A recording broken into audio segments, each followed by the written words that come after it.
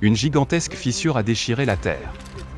Le chaos s'est installé, les bâtiments s'effondrent, les gens, dans la panique, tentent de fuir. Un autre puissant tremblement de terre a secoué la planète. Et ce n'est pas un hasard, mais un autre maillon d'une chaîne de catastrophes naturelles qui gagne rapidement en intensité. À propos de cela et d'autres catastrophes naturelles survenues au cours de la semaine, du 26 mars au 1er avril, découvrez le résumé ci-dessous.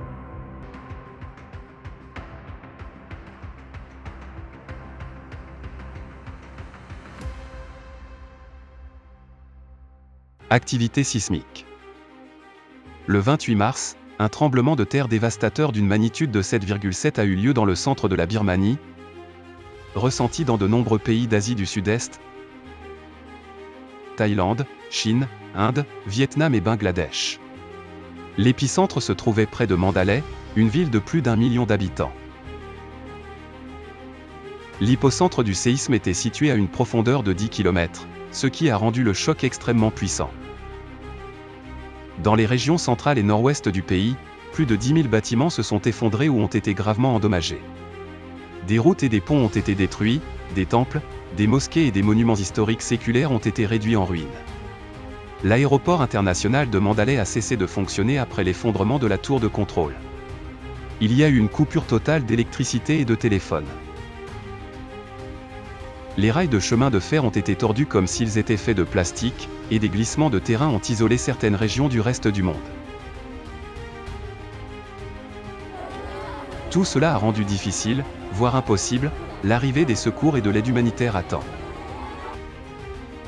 En raison du manque d'équipements spécialisés, les sauveteurs et les proches des personnes piégées ont dû fouiller les décombres à main nue, dans des conditions de pénurie d'eau, de nourriture et avec des températures de plus de 40 degrés Celsius durant la journée.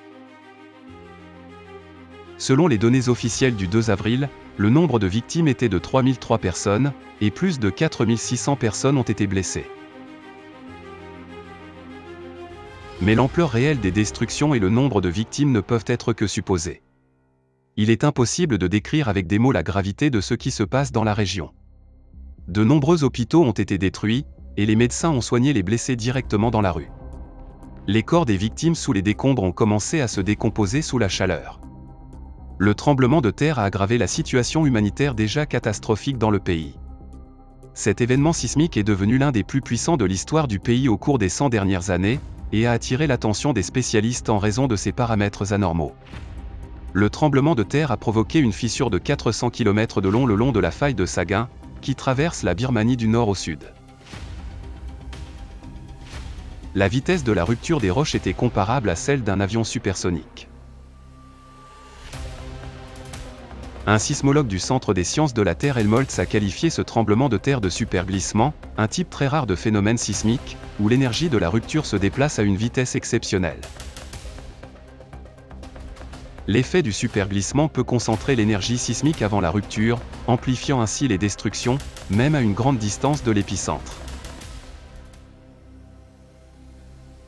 Cela est confirmé par les destructions à Bangkok, la capitale de la Thaïlande, située à environ 1000 km de l'épicentre. Le tremblement de terre a détruit un gratte-ciel de 30 étages en construction, tuant au moins 22 personnes, et plus de 70 autres étaient piégés sous les décombres du bâtiment. Les gratte-ciels se sont balancés tellement fort que l'eau des piscines sur les toits a dévalé en grandes vagues, renversant même certaines personnes. Des fissures sont apparues dans des milliers de bâtiments.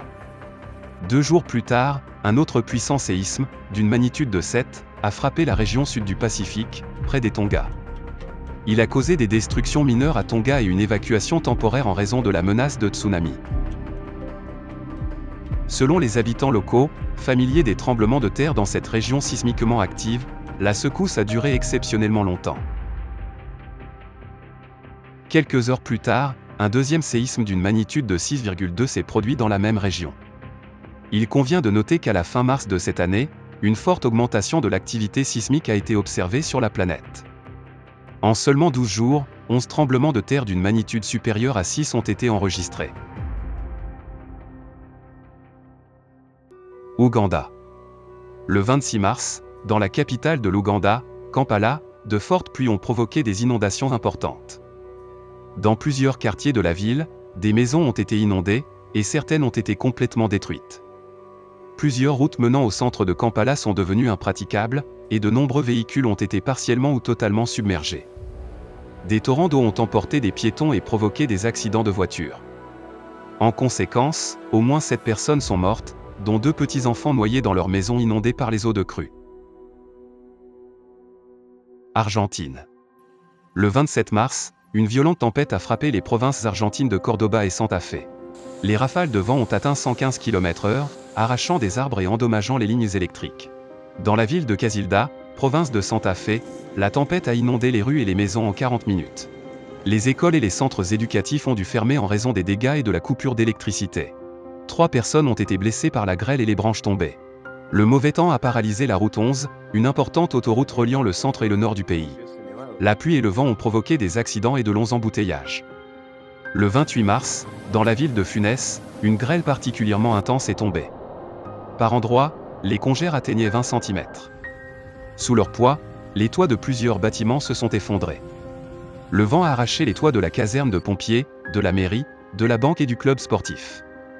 Dans la province de Córdoba, le département de Unión a été gravement touché. Dans la ville de Belleville, les rafales de vent ont atteint 146 km/h.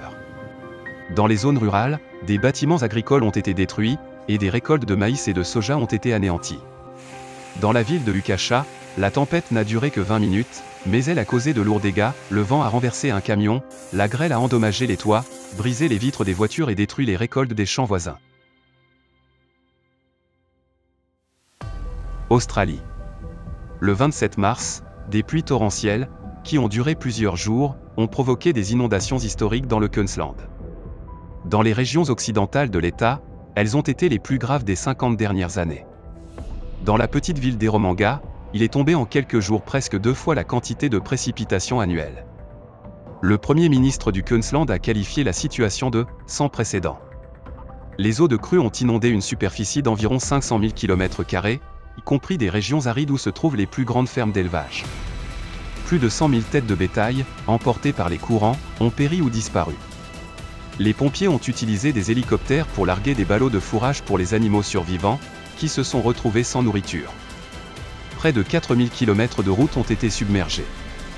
Dans l'état voisin de la Nouvelle-Galles du Sud, également touché par des précipitations anormales, une personne est portée disparue, des dizaines ont été évacuées, et certaines pourraient être coupées du reste du monde, probablement pendant plusieurs semaines. Amérique du Nord. Depuis le 26 mars, une tempête accompagnée de pluies records a frappé la vallée du Rio Grande le long de la frontière entre les États-Unis et le Mexique, provoquant des inondations massives dans la région. Aux États-Unis, c'est le sud de l'État du Texas qui a été le plus touché. Dans le comté de Willacy, en 6 heures, il est tombé jusqu'à 380 mm de pluie par mètre carré, ce qui a bloqué de nombreux habitants dans leurs maisons. Ce type d'inondation n'avait pas été observé ici depuis 1967. Dans la ville de Harlingen, comté de Cameron, en moins de 2 jours, plus de la quantité annuelle de précipitations est tombée. Dans le comté de Hidalgo, la tempête a été accompagnée de vents destructeurs et de tornades. L'autoroute Interétat 2 a été submergée, et les routes étaient jonchées de véhicules abandonnés. À McAllen, des pluies ont inondé le plus grand hôpital de la ville, où un puissant flot d'eau a percé un mur et envahi les couloirs. Dans le comté de Hidalgo, la tempête a fait 3 victimes. Au Mexique, des pluies torrentielles ont provoqué des inondations dans le nord du pays, affectant 4 États. Le débordement d'un fleuve dans l'État de Tamaulipas a entraîné une évacuation de masse et la mort d'une personne dans la ville de Reynosa. À Monterrey, les eaux ont emporté des voitures et inondé des maisons. Dans l'État de Coahuila, le niveau des eaux a atteint des niveaux critiques, isolant plusieurs communautés du reste du monde. Il convient de noter que dans certaines régions, les précipitations ont largement dépassé les valeurs prévues. Depuis le 29 mars, un puissant front froid a apporté des conditions météorologiques sévères sur une vaste région des États-Unis et du Canada. De grandes quantités de neige et de pluie verglaçante ont frappé la province canadienne de l'Ontario. Tout a été recouvert d'une épaisse couche de glace, sous le poids de laquelle les arbres se sont abattus, bloquant les routes, détruisant des bâtiments et coupant les lignes électriques. Dans la province, plus de 370 000 maisons et entreprises ont été privées d'électricité. Des états d'urgence ont été déclarés dans les villes d'Oriya et de Peterborough. Les habitants ont été appelés à rester chez eux et à réduire leur consommation d'eau afin de ne pas surcharger les systèmes d'égout. Sur l'autoroute transcanadienne, des couches de glace de 4 cm se sont formées par endroits, rendant la circulation extrêmement dangereuse. Aux États-Unis, l'État du Michigan a été gravement touché. Sur les lignes électriques et les arbres dans la partie nord de l'État, plus de 1 cm de glace s'est accumulé. Et dans la ville de Negoni, le 30 mars au soir, il est tombé près de 50 cm de neige. Dans le comté de Kalamazoo, sous le poids de la glace, un arbre s'est abattu, écrasant une voiture. 3 personnes sont mortes et 3 autres ont été blessées. Le temps orageux a également affecté d'autres États, provoquant des orages, de la grosse grêle, des vents violents soufflant jusqu'à 155 km/h.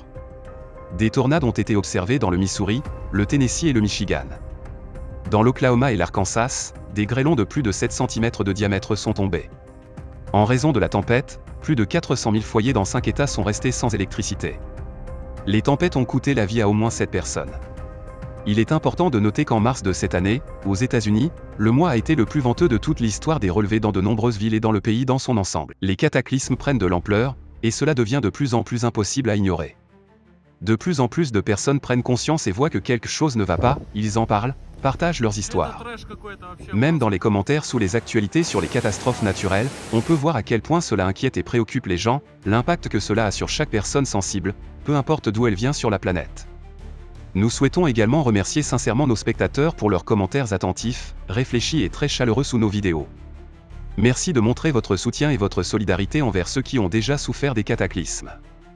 Mais voici ce qui est étrange, beaucoup de gens enregistrent des événements isolés, mais ne les assemblent pas pour en faire un tout. Ils voient les conséquences, mais ne réfléchissent pas aux causes. Et surtout, ils ne voient pas de solution. Pourtant, elle existe, et c'est exactement ce que chaque vidéo met en lumière.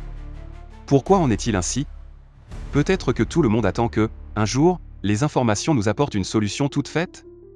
Ou mieux encore, que les cataclysmes ne menacent plus jamais notre planète ? Mais cela ne fonctionne pas ainsi. On ne commencera à parler sérieusement du problème des catastrophes naturelles, de leurs causes véritables et des solutions possibles que lorsque les gens exigeront des réponses et des actions. En attendant, cette information n'est relayée que par un petit nombre de personnes, des scientifiques, des chercheurs, des bénévoles. Nous sommes heureux de faire partie de ceux qui ne se taisent pas. Et nous espérons que vous vous joindrez à nous aussi.